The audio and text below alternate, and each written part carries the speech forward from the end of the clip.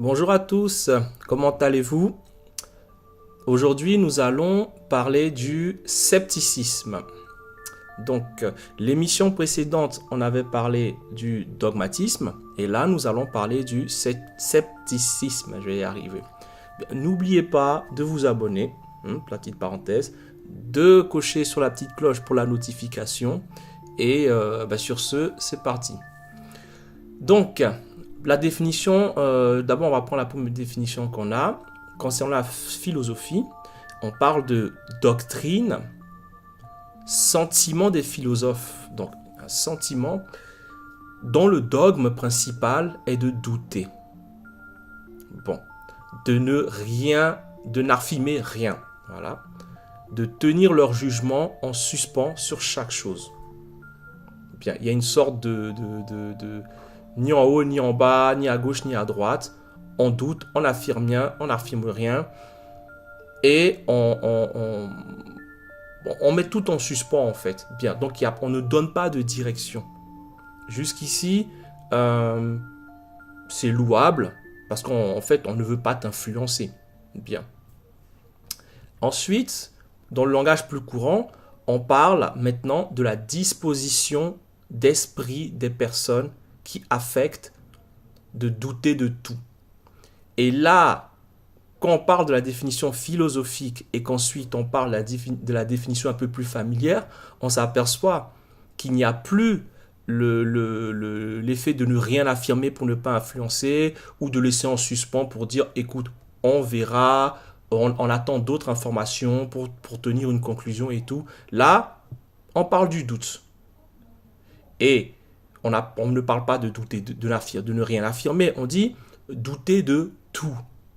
Voilà, douter de tout. Ce qui fait que aujourd'hui, quelqu'un peut vous parler de scepticisme, pas par rapport à la première définition, qui pour moi, bon, je me sens pas proche de ces définitions-là, je l'aime pas, voilà. Et la seconde non plus, mais quelqu'un peut vous parler de scepticisme par rapport à la définition la plus courante en fait. Et ne pas vous parler de scepticisme par rapport à la définition philosophique. On continue toujours. Le scepticisme moral est une classe de théorie métaéthique dont tous les membres impliquent que personne n'a de connaissance morale. De nombreux tenants du scepticisme moral avancent également la plus forte assertion modale que la connaissance morale est impossible. En gros, la connaissance morale est impossible. Si je peux résumer, en fait, je peux vous dire tranquillement que ta morale s'arrête là où commence celle d'un autre, en fait. La morale est flexible. Tu peux pas définir une morale comme ça. Si ça se trouve, une situation va venir se présenter et peut-être tu seras plus manipulable, plus corruptible, etc. Donc je continue. Le scepticisme moral s'oppose particulièrement au réalisme moral qui pose qu'il existe des vérités morales objectives connaissables. Voilà. Il y en a un qui dit en fonction de la situation, on verra. Et l'autre dit ben non, tu ne peux pas faire ça, ce n'est pas moral. Bien. On peut continuer aussi sur le scepticisme scientifique, ce qui nous intéresse encore mieux. Donc, c'est un gros pavé dont je vais le lire rapidement. Le scepticisme scientifique, nommé aussi scepticisme rationnel, contemporain, est philosophiquement une position épistémologique, éthiquement une déontologie circonspecte et pratiquement une attitude de doute cartésien vis-à-vis des allégations non étayées par des preuves empiriques ou par la reproductibilité. Je vais y arriver. Donc là, on se dit, ok, bon, des allégations, c'est pas étayé. Mais comment on étaye une allégation? Encore une fois, on en revient toujours au même stade. L'observation et la mesure. Non étayée par des preuves empiriques. L'observation et la mesure. Cette démarche cherche à promouvoir la science. Ah, là, je suis content. Ça cherche à promouvoir la science, la pensée critique et à soumettre à la méthode expérimentale, lorsque cela est possible, les phénomènes dits paranormaux, notamment, et là on y vient, l'ufologie, la parapsychologie, la cryptozoologie ou surnaturelle, réincarnation, résurrection. quand on parle d'ufologie, parapsychologie, cryptologie, réincarnation, résurrection, en fait, on parle des pseudosciences et tout ça, mais là, des phénomènes paranormaux, encore une fois, ben, qu'est-ce qui change en fait? C'est quoi la différence? C'est que les outils pour observer et les outils pour mesurer ne sont pas des outils assez valides en fait pour ceux qui veulent appliquer le scepticisme scientifique. Il dit, voilà, comment tu fais pour observer ça? Comment tu fais pour mesurer ça? Et certains vont dire, voilà comment je le mesure, avec l'outil avec lequel je le mesure. Oui, mais ton outil il est subjectif, puisque tu parles de ton ressenti, ou peut-être tu vas aller me chercher une machine un peu bizarre et tout. Donc à ce niveau-là, il n'y a pas d'outil, un convention universelle pour observer et mesurer et que tout le monde soit au même pied d'égalité en fait. Je continue la lecture. Les sceptiques soumettent ainsi au doute tant les théories du complot, ça c'est bien, les médecines non conventionnelles et de manière plus générale, ce que la majeure partie de la communauté scientifique considère comme des pseudosciences.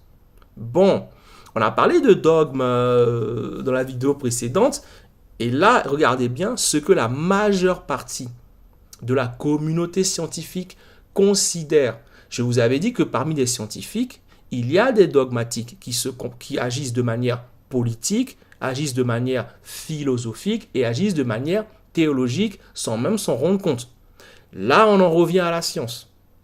Une majeure partie de la communauté scientifique considère comme des pseudosciences que les dérives idéologiques et méthodologiques consistant à transformer le doute cartésien en méthode hypercritique à des fins polémiques. Bien. Donc là-dessus, bon, je sais, c'est un gros pavé. Là, on commence à rentrer dans l'ufologie, la réincarnation, tout ça, les médecines non conventionnelles, les théories du complot et tout. Mais en fait, si on veut vraiment clarifier tout ça, c'est simple. L'observation et la mesure. L'observation et la mesure. Sauf qu'à un moment donné, quels sont les outils pour bien observer? Et quels sont les outils pour mieux mesurer? Et c'est là que le débat devient intéressant. Donc, le scepticisme, dans une autre définition, scepticos, qui examine, est une méthode d'examen et une école philosophique selon laquelle il semble que rien n'est vrai. Pas même cette expression, car elle se refuse d'elle-même. Bon, il semble. Là-dessus, si tu parles de science, bon là on parle d'école philosophique, mais en science, il n'y a pas de il semble. Il n'y a pas de il semble. Soit c'est vrai, soit c'est faux. Il n'y a pas de... Soit on ne sait pas encore parce qu'on n'a pas encore les outils, et dans ce cas-là, on va aller chercher on fabrique des outils pour pousser la science plus loin, mais le il semble, bon, ben tu reviendras quand tu sauras. Voilà. Ensuite, et là, voilà, ça m'intéresse particulièrement. Les sceptiques divisent la philosophie en trois. Je ne sais pas si vous vous souvenez, dans celui du dogme aussi, il y avait un peu ça aussi. Il y avait un peu le côté, la nature juridique du dogme. On parlait, 1, du politique, 2, du philosophique et 3, du théologique. Et bien là, les sceptiques, ils divisent la philosophie en trois. Il y a les dogmatiques qu'on avait vus à la vidéo précédente. Ceux sont ceux qui prétendent avoir trouvé la vérité. Voilà. Donc ça veut dire que les sceptiques ne sont pas dogmatiques. Hein. On est d'accord. Il y a les académiques qui sont ceux qui prétendent dogmatiquement que la vérité est incompréhensible. Voilà. Et s'incluent donc d'elles-mêmes dans la catégorie précédente. Et il y a les sceptiques, les beaux gosses, sont ceux qui cherchent toujours. Cette dernière s'oppose aux deux précédentes car elle est adogmatique. En gros, à chaque fois, il y a les autres et il y a nous. Il y a les autres qui n'ont rien compris parce qu'ils sont dans le camp du faux et nous, notre méthode est la meilleure. Donc on vous dit que les dogmatiques, ils prétendent tout. Et ils imposent par l'autorité politique, l'autorité morale et religieuse et l'autorité philosophique. Les académiques, ils prétendent que la vérité est incompréhensible, mais académie aussi, ça peut se voir comme une personne qui va vous dire « j'en reste à ce qui est dans les bouquins ». Voilà, c'est académique, tu vois. Si ce que tu me dis là, c'est pas, je l'ai pas lu dans un bouquin, eh ben, ne viens pas me parler de ça, ça n'existe pas. Or, ce qui est lu dans ce qu'on écrit dans les bouquins sont des comptes rendus d'observation et de mesures de terrain. Seulement, c'est qu'on ne met pas tout dans un bouquin. Comme je l'avais dit, dans un bouquin, on met un résumé. On met ce qui est compréhensible pour la personne, s'il est en sixième, on met ce qu'il y a pour comprendre pour la sixième. S'il est en cinquième, etc. Mais tu ne peux pas tout mettre, il y a forcément des informations qui vont être mises de côté. Voilà. Et le sceptique sont ceux qui cherchent toujours. Mais qu'est-ce qu'ils cherchent? Qu'est-ce qu'ils cherchent? On ne dit pas que le sceptique est en train de mesurer et observer sur le terrain. On dit, ils sont ceux qui cherchent. Tandis que les autres, ils prétendent avoir trouvé. Et là, c'est là où je veux en venir parce que je vais vous raconter une anecdote, pas une anecdote, quelque chose que j'ai vu. C'était une émission de radio, en fait, où on a invité deux observateurs et deux mesureurs qui sillonnent le monde entier. Et qui mesurent, photographient, découpent tout, ils passent tout au peigne fin, ils recoupent les données, ils écrivent des bouquins dessus, bref, ils sillonnent le monde. Je vais pas rentrer dans les détails du sujet dans lequel ils sont, mais en tout cas, ces personnes-là et leur groupe, quand ils apportent des preuves, ils l'ont mesuré. Ils appellent d'autres personnes en plus pour mesurer. Voilà. Et on en reste à ce qui a été observé et mesuré. Quand ils prennent un phénomène, ils vont voir plusieurs personnes de disciplines différentes pour voir est-ce qu'avec des outils différents, de disciplines différentes, on peut mesurer la même chose. Et bingo, on peut le faire. Voilà. Et ils vont voir la personne de la radio et la personne, bon, je vous rassure tout de suite, hein, c'est pas en France. Hein. C'est pas en France. Donc, parce que peut-être certains vont dire ah oui, je vois à peu près de qui tu parles. Non, il s'agissait, ce ne sont pas des Français. Ce ne sont pas des Français. Voilà. Donc, du coup, la personne va voir, ils sont à la radio. Et l'animateur radio lui dit franchement, tout ce que vous mettez là, waouh, vous avez mesuré tout ça, vous avez observé tout ça, waouh, franchement, ça me fait reposer des questions sur ce qu'on m'avait dit de façon académique. Ça me fait repenser, remettre en cause sur ce qu'on m'a dit de manière académique, pardon. Tout ce qu'on m'a dit dans les bouquins. Parce que tout n'est pas mis dans les bouquins. Il y a plein de choses qui ne sont pas dans les bouquins. Et en même temps, ça me fortifie dans ma conviction que les dogmatiques, bon, voilà. Mais par contre, est-ce que vous avez la certitude que les dogmatiques et les sceptiques, des fois, c'est pas la même chose. Il y a des sceptiques qui sont dogmatiques. Bon, donc là-dessus, la personne lui dit, mais j'ai un sceptique qui a envie de discuter de toutes vos recherches là. Et puis là, on ne peut même pas appeler ça de recherche, c'est des observations concrètes, filmées, photographiées, voilà, cartographiées, tout ce que tu veux et tout, et mesurées. Et l'autre lui dit, mais il n'y a pas de problème. La semaine prochaine, on va à tel lieu, si tu veux, on lui paye son billet d'avion. On lui paye son billet d'avion et on l'amène sur le terrain. Il y aura tous les potes, on va se faire des barbecues et tout, et on sera sur le terrain, et il pourra toucher de ses propres yeux. Bouger ses propres yeux. Il pourra toucher de ses propres mains et voir de ses propres yeux. Et il pourra lui-même constater avec nous tous. On lui paye ça, on a envie qu'il vienne. Et vous savez ce que l'animateur radio lui a dit? Il a dit, non, non, c'est pas la peine. Ce n'est pas la peine. He want to debate you. Il veut pas aller sur le terrain avec vous. C'est un sceptique très connu. Hein. Il ne veut pas aller sur le terrain avec vous. Il veut juste débattre avec vous. Ça veut dire que s'il veut débattre, c'est qu'il a déjà une posture. C'est qu'il a déjà ces informations qui le rassurent. Et à partir de là, il n'a plus besoin d'aller sur le terrain. Il ne veut plus faire. On parle de messieurs qui ont plus de 60 ans. Hein. Bon, ce n'est pas des petits jeunes de 20 ans. Ils ont plus de 60 ans. Il veut débattre avec vous. Il ne veut pas, il veut vous rencontrer ici à la radio et il veut débattre avec vous. En gros, ramenez tout ce que vous avez et lui, il va se donner le soin de dire si ça lui plaît ou ça lui plaît pas. Et on voit dans le ton et sur le visage de la personne, elle était un peu déçue, elle fait « Oh, bon ben, si c'est comme ça, bon ben, ok. » Et il dit « Ok, ben je prépare l'émission et rendez-vous dans, je sais pas, 6 mois et on se voit et on fait ça. » Et ok, allons-y, on y va. Et l'émission arrive. Et là, Ils commencent à discuter et ça tourne autour du pot. Ça tourne autour du pot, ça tourne autour du pot. Le monsieur est un sceptique reconnu mondialement. Il a une communauté énorme et il est sceptique. Ok, ça tourne autour du pot. Et l'autre lui présente plein de preuves, de photos, de tout ce que tu veux et tout ça, ramené sur le terrain. On en parle, j'insiste encore une fois. L'observation et la mesure. Et comme ils étaient deux, il y en a un qui lui demande, mais attends, juste une fois, on a 60 ans, on est vieux, on a fait le tour du monde. Est-ce que tu y es allé au moins sur ce terrain précis-là? Est-ce qu'au moins tu y es allé voir au moins une fois dans ta vie? Parce qu'on a l'impression en fait qu'on te parle d'un monde imaginaire. Est-ce qu'au moins tu es allé voir? Tu vois, est-ce que tu t'es confronté sur le terrain? Est-ce que tu as observé? Et au bout d'une heure, vous vous imaginez, hein, une heure, monsieur le sceptique répond non. Non. Il n'a jamais été sur le terrain. Jamais, jamais, jamais. Et là, moi, ça m'a marqué, en fait, parce que je me suis dit, mais c'est quoi cette émission que je regarde, en fait?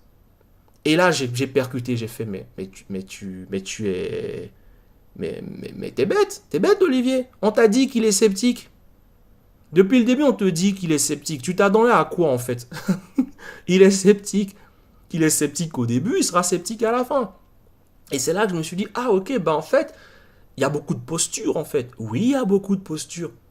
Jamais vous verrez sur Internet quelqu'un dire, oh, tu m'as convaincu, j'avais tort, tu as raison. Ça n'existe pas. C'est pour ça que on est dans une époque où discuter, c'est de la perte de temps pour moi. C'est vraiment de la perte de temps parce que vous ne verrez jamais des personnes vous dire, échangeons nos observations, échangeons nos mesures. Combien toi t'as mesuré? Combien toi t'as observé? Pourquoi toi c'est jaune? Pourquoi toi c'est rouge? Pourquoi toi c'est bleu? Ah, est-ce que c'est moi, la machine qui est mal réglée? Non. C'est chacun veut avoir raison. Si une personne se présente comme sceptique, ne vous étonnez pas à la fin qu'elle reste sceptique. C'est juste de la posture. C'est juste de la posture. Et c'est comme ça en permanence en fait. Donc du coup, il y a les philosophes, il y a les dogmatiques, il y a les académiques, il y a les sceptiques, il y a plein de personnes qui vont se mettre des étiquettes et jamais on ne va vous parler du contexte de terrain. Bienvenue dans Tout est astronomique, là où on observe le ciel et on mesure la terre. Jamais on ne va vous parler d'observation de terrain, c'est chacun va rester dans son précaré parce qu'il y a une communauté derrière. Vous comprenez? Il y a une communauté derrière. Et si ta communauté te soutient en tant que sceptique, tu n'as pas intérêt à dire « Oh mon Dieu, je ne suis plus sceptique pour ce moment-là. Je crois à ce qu'il dit. » Et même je ne crois pas. On me montre des preuves. Non, je suis obligé de tenir mon costume de sceptique en fait. Et c'est pareil pour le dogmatique. Là, on dit les sceptiques divisent la philosophie en trois, dogmatique, académique et sceptique. Bon, en gros, le dogmatique, l'académique, eux, c'est les méchants, et le sceptique, c'est les gentils. Non, il y a des sceptiques qui ont un dogme. Le dogme aussi, c'est de dire, je doute de tout. Mais l'observation et la mesure n'a rien à voir avec le doute. Tu as des yeux. Quand tu te lèves le matin et que tu observes, tu n'es pas en train de douter, tu observes. Quand tu mesures, tu mesures. Mais si tu dis, je suis sceptique, et qu'en plus, tu as autorité. Parce qu'un sceptique qui est reconnu mondialement, il a une autorité. Comment il fait pour savoir s'il n'est pas dogmatique? Il a une autorité. Les gens se disent, si cette personne-là croit ou valide ce que l'autre personne dit, dans ce cas-là, je valide aussi. S'il ne valide pas, je ne valide pas. Vous voyez? Donc du coup, il est responsable de beaucoup de personnes. Donc, ce que moi je peux dire en fait par rapport à cette vidéo, c'est que faites très attention. Faites très attention. Il n'y a que les mathématiques qui peuvent vraiment vous garder en vie et vous sauver la vie. Et quand je dis les mathématiques, l'arithmétique, la géométrie, l'astronomie et la musique. Parce que tout le reste, c'est sujet à interprétation et on n'est que des hommes. On n'est que des hommes. Tu vas baisser les yeux devant une personne, et bien si ça se trouve, cette personne-là a envie d'avoir une influence théologique, une influence religieuse, une influence philosophique ou une influence psychologique ou politique sur toi. Parce que tu lui fais de l'ombre. Parce que ce que tu lui dis, ça l'oblige à réviser ses classiques et à retourner à ses bouquins, ou mieux que ça, à retourner sur le terrain. C'est trop d'efforts. C'est trop d'efforts. Tu passes ta vie à faire des conférences et il y a un petit qui vient te dire « Eh ben non, sur le terrain, c'est différent. En politique, ça crée des dégâts. Les gens parlent, ils vous donnent des campagnes électorales, des comme ci, des comme ça, et on vient leur dire « Non, mais allez-y sur le terrain. Allez-y voir la précarité sur le terrain. » Vous comprenez? Voilà. Si je fais cette vidéo-là, c'est parce que bon, je pense que je vais parler aussi des croyants, des ignorants et des savants. Vous voyez, comme ça on est tranquille et tout. Mais si je fais ce genre de vidéo, c'est parce que même sur cette chaîne-là, je vais apporter des observations et je vais apporter des mesures. Et je pense que quand je vais les apporter, je vais me retrouver dans le même cas. Je vais peut-être me retrouver face à des dogmatiques, face à des académiques, face à des sceptiques, face à... Voilà. Et on me dira, mais tu racontes n'importe quoi. Et je leur dirai, mais je ne raconte rien du tout. J'observe et je mesure. Je vis pour observer et je vis pour mesurer. Voilà. Merci de m'avoir écouté. Appuyez sur la petite cloche là pour avoir les notifications. Comme ça, quand je vais poster une nouvelle vidéo, vous serez au courant. Partagez cette chaîne à vos amis. Qu'est-ce que je peux dire d'autre? Laissez des commentaires, likez. Ça fait toujours du bien de soutenir ma chaîne. On n'a pas encore les 100, on n'a pas encore dépassé les 100 abonnés. Ce serait bien qu'on dépasse les 100 abonnés. Et je vous dis une bonne journée. À très vite. Paix et robustesse, les frères et les sœurs. Salut, au revoir.